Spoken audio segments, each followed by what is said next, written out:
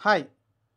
తెలంగాణ మాజీ ముఖ్యమంత్రి కేసీఆర్ కూతురు కవిత గారైతే ప్రస్తుతం ఎమ్మెల్సీగా ఉన్నారు. ఆమెనైతే ఢిల్లీ లిక్కర్ స్కామ్‌లో అరెస్ట్ చేసిన విషయం తెలిసిందే. కానీ ఆ మధ్యంతర బెయిల్ కోసం అయితే అప్లై చేసింది రైస్ అవెన్యూ కోర్ట్‌లో అయితే. అక్కడైతే బెయిల్ ఆమెకు దక్కలేదు. ఆమెకైతే 14 రోజుల పాటు రిమాండ్ అయితే విధించింది. 14 రోజుల పాటు ఆమెనైతే విచారించబోతున్నారంటే క్లియర్‌గా తెలుస్తుంది.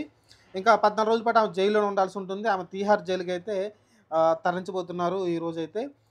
ఇది చాలా షాకింగ్ పరిణామం అనుకోవచ్చు. కేటీఆర్ గారు కావచ్చు, హరీష్ రావు గారికి వచ్చి బీఆర్ఎస్ అందరికీ అయితే షాకింగ్ పరిణామం ఇది. ముఖ్యంగా కేసీఆర్ గారైతే చాలా షాకింగ్ పరిమాణం. ఎందుకంటే ఇన్ని రోజుల పాటు చాలా దర్జాగా, ఉన్నతంగా బతికిన వాళ్ళు ఇప్పుడు సడెన్‌గా అయితే జైలు పాలైన కవిత గారినైతే బెయిల్ మీద కూడా రప్పించుకోలేకపోతున్నారు. ఇది చాలా వాళ్ళకి చాలా బాధాకరమైన విషయం. ఎందుకంటే లిక్కర్ స్కామ్‌లో చాలా కేజ్రీవాల్ రీసెంట్‌గా ముఖ్యమంత్రి కేజ్రీవాల్ కూడా అరెస్ట్ కావడం చూసాం.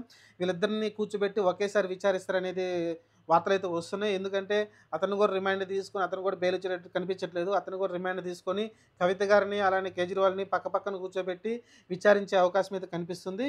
ప్రస్తుతానికైతే ఆమెకైతే 14 రోజుల పాటు ఆహ్, రిమాండ్ అయితే విధించారు. మళ్ళీ ఏప్రిల్ 9వ తారీఖు దాకా అయితే ఆమెకు జైలు అయితే ఉంటుంది. సారీ ఏప్రిల్ కాదు.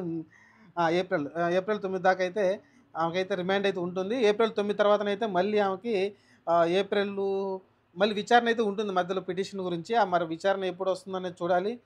మళ్ళీ 1 తారీఖు అంటున్నారు. మరి విచారణ 1 తారీఖు జరిగి మళ్ళీ మధ్యంతర బెయిల్ ఏమైనా వస్తుందో చూడాలి. ప్రస్తుతానికైతే ఆమె ఏప్రిల్ 9 తారీఖు అయితే జైల్లో ఉండాల్సిన పరిస్థితి అయితే కనబడుతుంది. ఇది ఊహించని షాకే కవిత గారికి గానీ, లేకుంటే కేసీఆర్ గాని మరి తప్పు చేస్తే జైలుకెళ్తారనడానికి ఇదే నిదర్శనం. ఈ 10 సంవత్సరాల పాటు రాయల్‌గా బతికి ఇప్పుడైతే జైల్లో చెప్పుకోడు తినాల్సిన పరిస్థితి వస్తుంది. కానీ ఆమెకి ఎమ్మెల్సీ కాబట్టి వీఐపీ కోటాలైతే ఇస్తారు. కానీ నార్మల్ జైలే ఉంటుంది.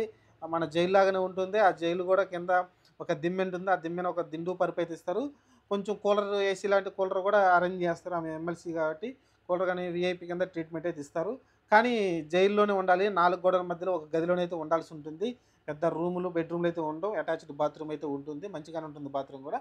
కాబట్టి ఆమె అయితే తిహార్ జైల్‌లో 14 రోజుల పాటు అయితే ఉండాల్సి ఉంటుంది. ఈ మధ్యలో వాళ్ళు ఈడీ వాళ్ళుగా విచారిస్తూ ఉంటారు. మరి వాళ్ళు అడిగే ప్రశ్నలకి ఏమైనా సూటిగా సమాధానం చెబుతుందా? మాట దాటేస్తుందా? ముందు ముందు మనకు తెలియబోతుంది. హలో ఫ్యాక్స్ సబ్స్క్రైబ్ చేయండి. టిక్ టిక్ పలేక లాగానే చేయండి, రిలాక్స్ చేయండి.